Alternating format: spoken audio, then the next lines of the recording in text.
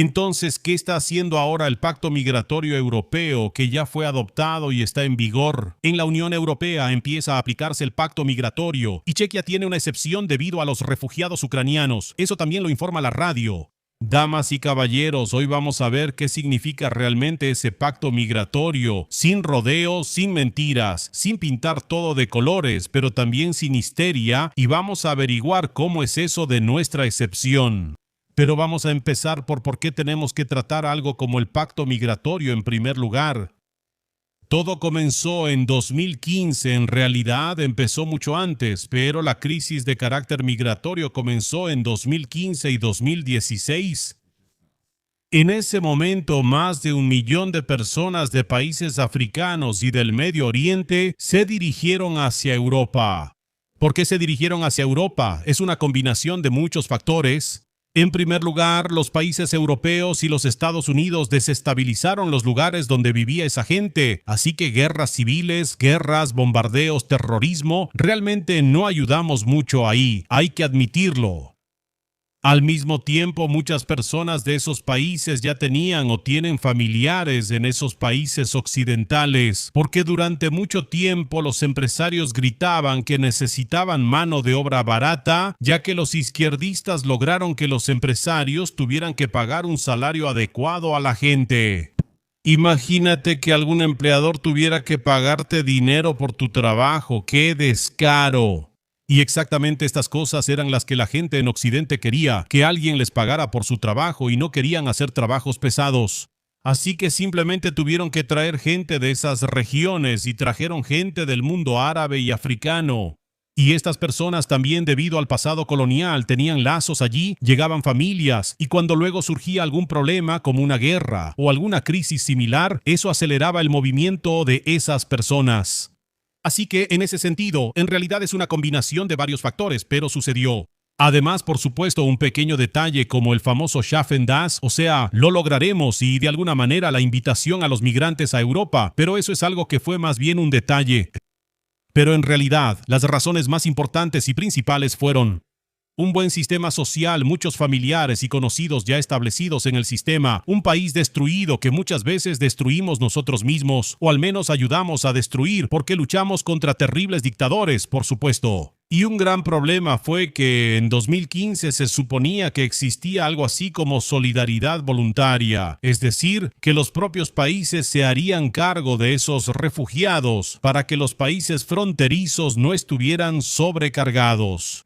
La solidaridad voluntaria se desmoronó por completo y así se empezó a hablar de algún tipo de pacto migratorio que incluye solidaridad obligatoria y de eso vamos a hablar hoy. Quédense con nosotros porque la solidaridad obligatoria es una medida muy controvertida del pacto migratorio, pero es necesario explicarla porque hay mucha confusión y mucha histeria en las redes sociales al respecto. En ese momento empiezan a aumentar las voces que dicen que el reglamento de Dublín o los acuerdos de Dublín III son sumamente ineficaces, por la razón de que los migrantes debían ser interceptados en el primer país europeo o en el primer país seguro, que a menudo era Italia, Grecia o España. Pero el problema es que esos migrantes no querían quedarse en ese país y por lo tanto a menudo cruzaban a otros lugares, lo que causaba complicaciones. Los países, por supuesto, no querían tener nada parecido a una solidaridad voluntaria, así que los estados donde esas personas se quedaban, es decir, Italia, España o Grecia, tenían una carga enorme con la que nadie realmente quería ayudarles. No había dinero, no había personal, unos cuantos policías simbólicos que enviamos nosotros para aparentar que hacíamos algo, no resolvieron absolutamente nada. Así que todo este asunto con el Dublín III o con el acuerdo de Dublín III fue un completo fracaso. El mayor problema ahí era principalmente que existía la idea de que el primer país de entrada es el país que se hace responsable por ti, el que se hace cargo de ti, en el que se supone que debes estar. Y eso significaba una carga enorme precisamente para Italia, precisamente para Grecia, precisamente para España. Y el nuevo pacto intenta que esta carga sobre los estados fronterizos ya no sea tan grande, que la solidaridad no sea voluntaria sino obligatoria para aliviar precisamente a estos países y que, con base en eso, se pueda manejar la migración mucho mejor.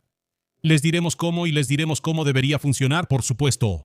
Solo estoy diciendo aquí lo que se reemplazó. Se reemplazaron los acuerdos de Dublín, que eran absolutamente ineficaces y estaban rotos. El nuevo pacto migratorio se basa en 3 pilares principales. En primer lugar, controles más rápidos y estrictos en la frontera. Además, por supuesto, una guardia fronteriza más fuerte. En segundo lugar, la división de los migrantes en 2 categorías, es decir, una parte que pasará por procedimientos rápidos y estrictos, y una parte que pasará por el proceso clásico de asilo, que es lento. Y, por supuesto, el registro de los migrantes en Eurodac, es decir, la base de datos de personas con origen migratorio. Y luego, por supuesto, la solidaridad obligatoria pero flexible, que ayudará a los países que tienen la mayor carga. Por cierto, la palabra solidaridad está muy desprestigiada. El hecho de que sea como solidario por obligación, o sea, eso de ser solidario por obligación es un poco un oxímoron. Simple y sencillamente es una obligación ayudar. En otras palabras, si no ayudas a esos países van a tener un gran problema. Y la próxima vez ellos te van a mandar al diablo cuando tú necesites algo y no quieres tener un problema que sea problemático. Cuando está a kilómetros de ti, Europa no es tan grande. Si Italia tiene un problema, apuesta a que pronto tú también tendrás un problema. Así que en ese sentido, simplemente hay que ayudar a esos países, porque están cerca de nosotros y de alguna manera todos estamos en esto juntos, ¿verdad? Por lo tanto, sí, en eso se basa todo esto. Y simplemente tenemos que hacerlo, y es bueno que se esté haciendo. Hay que asegurarse de que los países que son el principal destino de los migrantes, los que reciben la mayor presión, puedan manejarlo, ¿verdad? Para que no haya ahí simplemente enormes oleadas que simplemente no se puedan manejar, monitorear y resolver de manera profesional y estricta. Lo más importante probablemente sea el procedimiento fronterizo, porque ahí es donde están los mayores cambios y esa división de las personas en 2 grupos. La primera parte son personas que provienen de zonas de guerra comprobables o de países que se consideran peligrosos. Estos países se actualizarán cada año. En este momento a menudo son países como Afganistán, todavía Siria y simplemente países devastados por guerras civiles o conflictos como Líbano o incluso Palestina, que por supuesto también se podría incluir. En resumen, son países peligrosos donde esas personas deberían tener derecho al asilo. Estas personas pasarán por el procedimiento clásico, es decir, pasarán por el proceso largo habitual, estarán dentro del país en centros de asilo, serán registrados en la base de datos europea de personas con origen migratorio, ahí estarán sus fotografías, datos biométricos, huellas dactilares, para que puedan ser identificados en cualquier momento. Y eso incluso en el momento en que no tengan ningún documento. El segundo grupo de personas son aquellos que llegan a la frontera y provienen de países donde generalmente no hay ningún problema y se trata más o menos de migrantes económicos. Estas personas simplemente irán al campamento fronterizo, donde serán tratados como si aún no estuvieran en territorio de la Unión Europea. Simplemente pasarán por un chequeo médico, registro, evaluación inicial, se verificará todo y luego se decidirá si serán admitidos en Europa o no serán admitidos en Europa. Estas son simplemente personas que a menudo vienen de Marruecos, de Albania, de Serbia, de otros países que están relativamente tranquilos, solo que vivir ahí es una mierda y la mayoría de las veces su solicitud de asilo o de ingreso es rechazada. Así que en este sentido se va a dividir en estas 2 partes. Por supuesto, el gran problema aquí es que en el momento en que atrapamos a ese migrante, por ejemplo en Praga, y descubrimos que no tiene ningún documento consigo o que viene de un país que normalmente se considera seguro y se trata de un migrante económico ilegal, no podemos hacer nada al respecto. Se inicia ese procedimiento acelerado que ocurre en las fronteras y simplemente tenemos que comenzar el proceso clásico de asilo en la República Checa. Eso significa que, de alguna manera, esto motiva un poco a los migrantes a no tomar el camino legal, especialmente a aquellos migrantes de países donde hay una alta probabilidad de que sean rechazados, así que los motiva a no ir por la vía legal y a optar más por la vía ilegal. Y por esa razón, en realidad, un gran pilar de esa regulación es una vigilancia de fronteras más estricta y ordenada y una mayor cantidad de guardias fronterizos para que la gente no cruce tan seguido hasta el interior del país y para que sean detenidos en la frontera, porque en el momento en que una persona con documentos incorrectos o sin documentos o una persona de países de donde no se concede asilo, etcétera, es detenida en la frontera, aunque sea legal, es enviada precisamente a ese procedimiento acelerado, a ese campamento fronterizo donde no tiene los mismos derechos que un ciudadano de la Unión Europea o una persona que vive en el territorio de la Unión Europea, y luego se puede resolver su caso más rápido y de manera más estricta, ¿verdad? En cambio, cuando esa persona ya logra penetrar profundamente en el territorio de la Unión Europea, ya tiene otros derechos, no solo los del procedimiento fronterizo, donde en realidad están en el territorio de la Unión Europea, pero legal y jurídicamente todavía se les considera como si no lo estuvieran. En realidad es un enorme problema administrativo y legal, porque aquí tenemos ciertas leyes, tenemos ciertos derechos humanos que deben aplicarse a todos, de lo contrario no tendría sentido, pero en realidad necesitamos una situación en la que no tengamos que cumplir con todos esos derechos para poder tratar con esas personas más rápido y para poder hacerlo de manera adecuada y eficiente. Así que en realidad estamos atrapados por nuestros propios derechos humanos y nuestro propio afán de ser civilizados. Por lo tanto, esto es como un compromiso entre la civilización y los derechos, y entre hacer las cosas bien. De todos modos, para resumir y subrayar, sí, el procedimiento fronterizo se va a endurecer, agilizar y se va a manejar de manera más estricta y sin concesiones, aumentando la vigilancia en las fronteras. ¿Y de qué manera se va a proteger más la frontera? Tengo aquí el sistema Eurodac, que a primera vista suena como Eurodac, una base de datos. ¿Ok? Hojas de Excel. Eso no va a proteger la frontera por sí solo. Déjame explicarlo, ¿de acuerdo?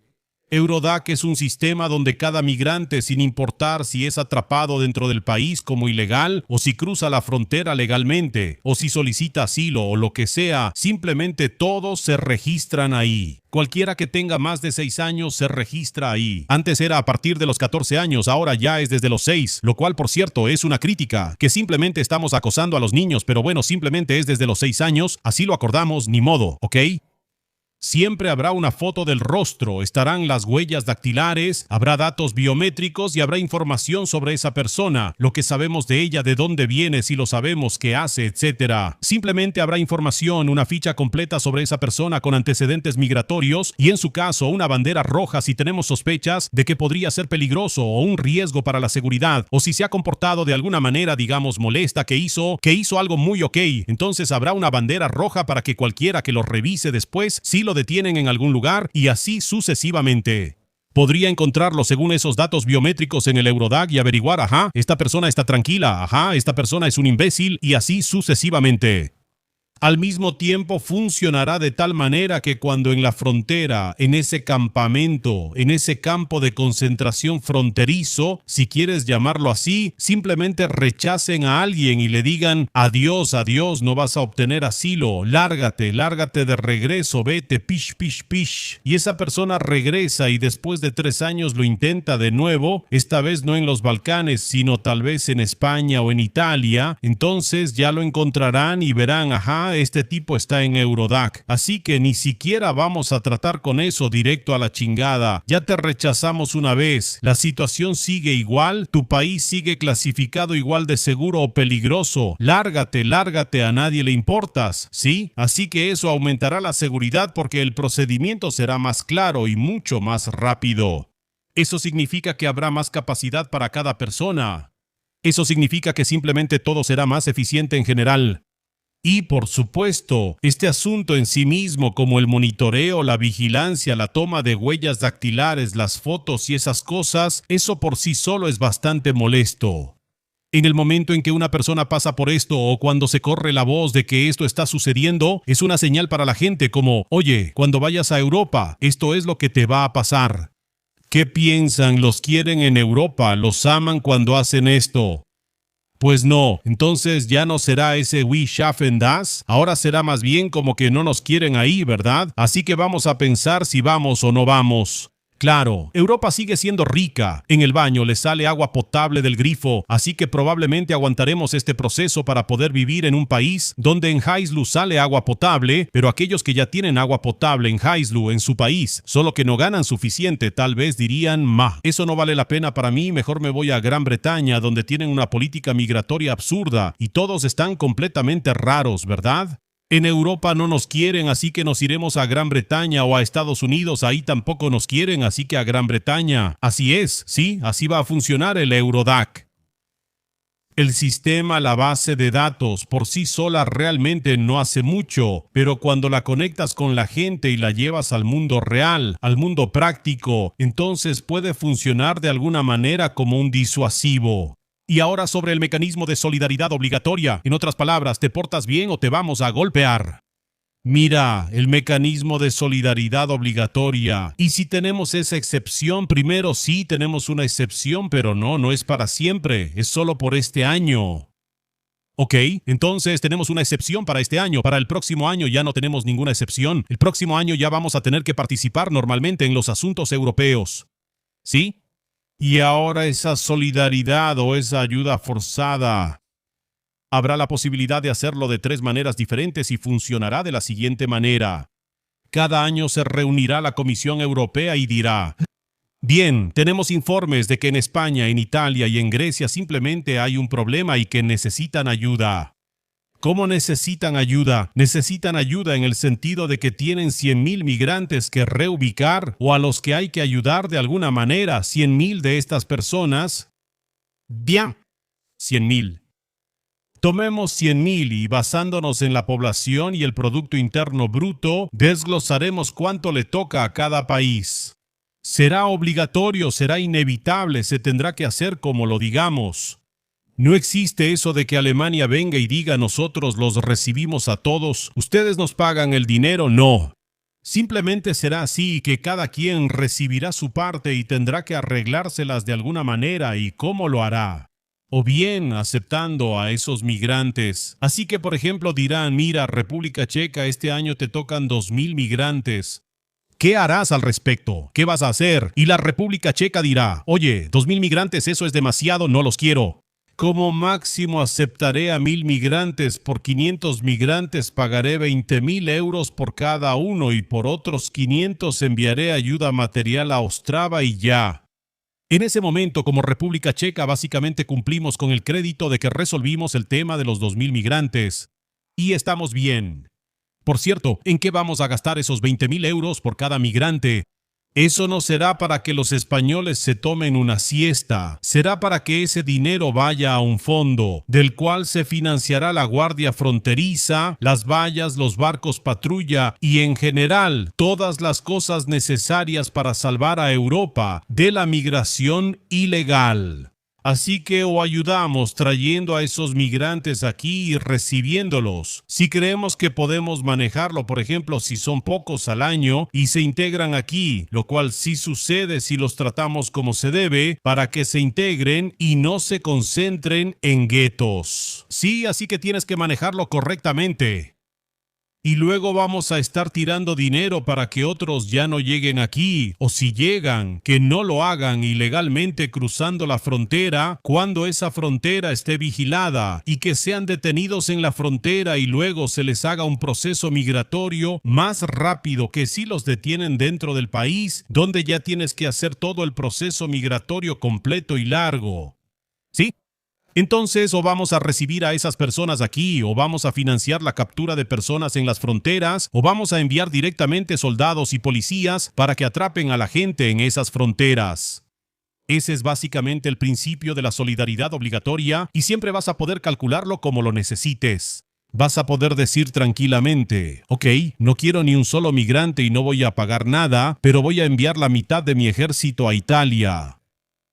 Sí, esa es simplemente la manera en que podemos hacerlo, la manera en que teóricamente se podría hacer.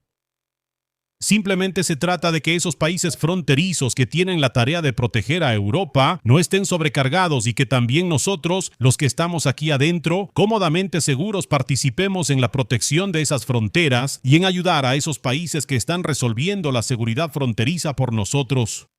Eso es. Y si alguien tiene un problema con esto, es un idiota.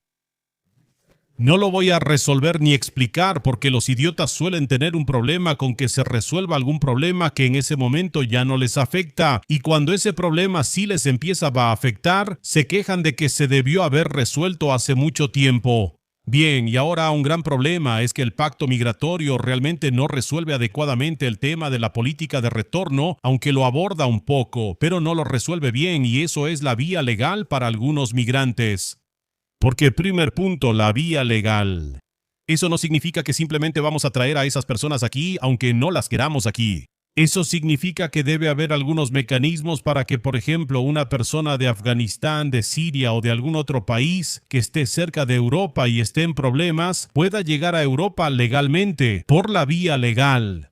Porque si no existe la posibilidad de llegar por la vía legal, entonces llegarán por la vía ilegal, llegarán a través de traficantes y así sucesivamente, lo cual es simplemente un problema.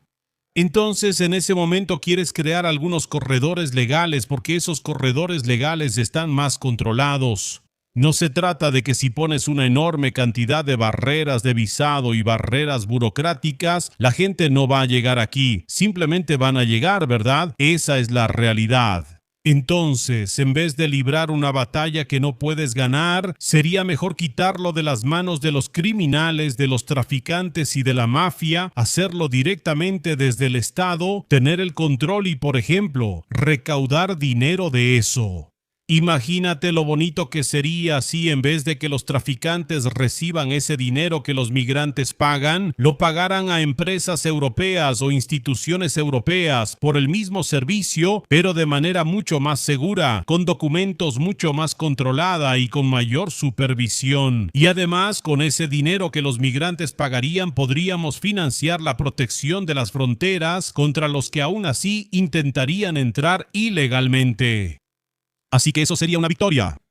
Pero claro, esto no existe porque en el momento en que empiezas a decir algo así como vamos a crear corredores legales para que la gente no tenga que pagarle a los traficantes ni violar la ley, la gente empieza a gritar, entonces los quieres traer aquí. Ahora deberíamos más bien impedirles venir y tú todavía los quieres traer aquí. Sí, claro que los quiero traer aquí, para que estén bajo control, para que nos paguen por ser traídos aquí, y luego ese dinero se use para manejar el proceso de asilo o para proteger las fronteras. Eres un completo idiota. Por supuesto, creo que es mejor que vengan así en vez de que entren ilegalmente y el dinero se lo quede la mafia. ¿Qué clase de pregunta es esa? ¿Cómo puedes ser tan retrasado como para preferir a los mafiosos sobre las instituciones del Estado, como para preferir la migración ilegal que no puedes controlar, en vez de la migración que tienes perfectamente bajo control legalmente, porque literalmente la estás gestionando tú? Solo un imbécil podría pensar que si les pones como obstáculo que necesitan una visa para venir y se los prohíbes, no lo van a intentar, porque claro que lo van a hacer, porque vienen de países donde hay maldita guerra, así que obviamente prefieren arriesgarse a que en Europa los multen o los metan a la cárcel o algo así, antes que quedarse en ese país. Por eso tienes que crear esos corredores legales. Eso no tiene nada de ingenuo, es pura realidad. Eso es simplemente no meter la cabeza en la arena. Eres un completo imbécil.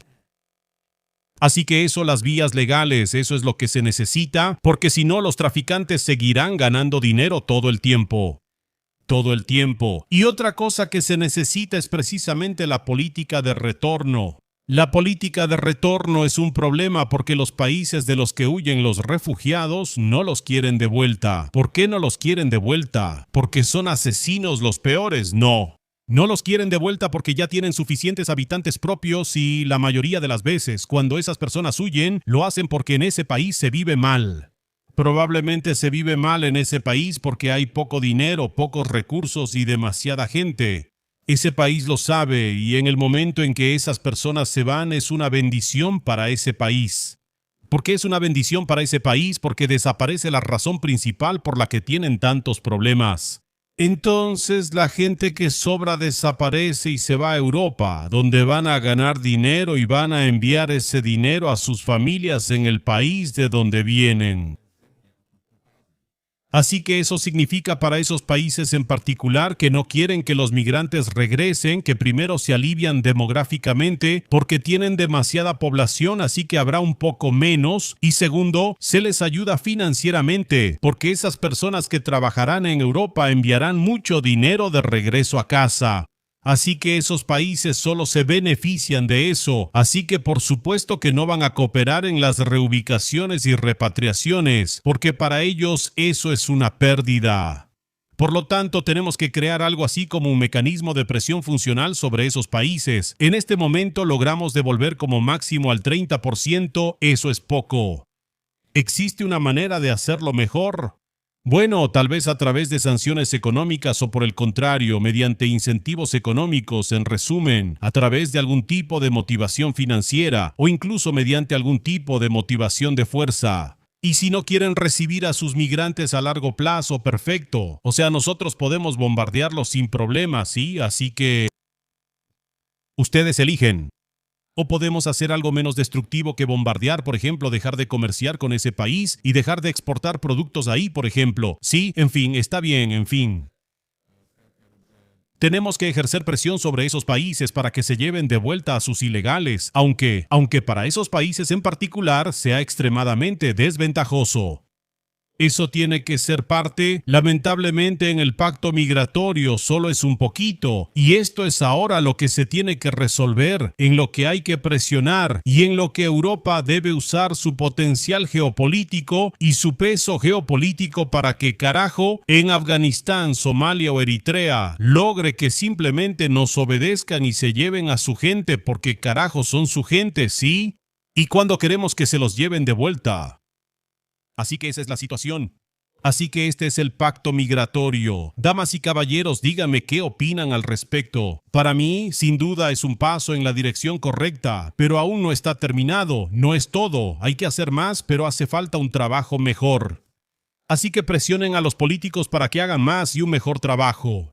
En este sentido, es especialmente importante mejorar la política de retorno, asegurar vías legales de migración a Europa y, por supuesto, presionar para que se ayude lo más posible a los países que están en las fronteras, porque ahí es donde se garantiza la seguridad de Europa. Como en el momento en que cruzan esa frontera ya no puedes hacer nada con ellos.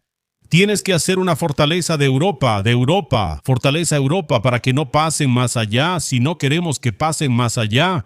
Por lo tanto, cualquiera que esté en contra de las reubicaciones, cualquiera que esté en contra de las contribuciones financieras, cualquiera que esté en contra del apoyo material y del envío de recursos humanos y del envío de policías y soldados a las fronteras, es simplemente una persona que apoya la crisis migratoria. Sí, no se trata de meter la cabeza en la arena y pensar que no pasará nada. Ese problema, tarde o temprano, si no lo resuelves, te va a alcanzar. Una Italia colapsada no es buena para la República Checa, no es buena. Hablar de que esos países tienen la culpa, que tienen un sistema social demasiado bueno y que ellos mismos los invitaron, sí, tal vez sea su culpa. Probablemente podrían haberlo hecho mejor, pero ahora estamos donde estamos y en ese momento tenemos que jugar como un solo equipo. Si no jugamos como un solo equipo, todos vamos a perder. Es simplemente muy sencillo. No entiendo qué es lo que no entiendes. No entiendo por qué sigues sin entenderlo. ¿Por qué sigues siendo tan terco? No lo entiendo. Así que escríbeme en los comentarios, dale like y manda dinero si te gusta mi contenido. Que te vaya bien y simplemente no te pongas nervioso por el pacto migratorio, ¿ok? Va a mejorar.